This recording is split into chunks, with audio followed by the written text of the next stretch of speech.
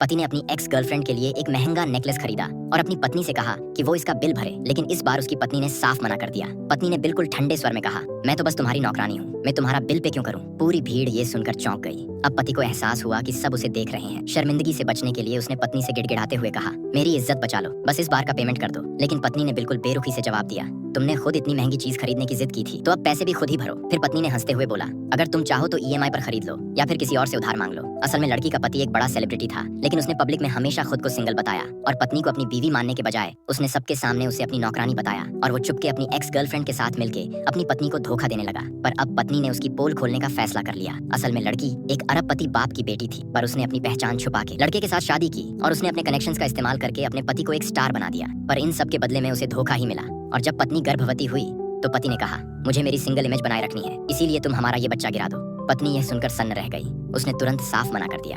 तभी उसके पति की एक्स गर्लफ्रेंड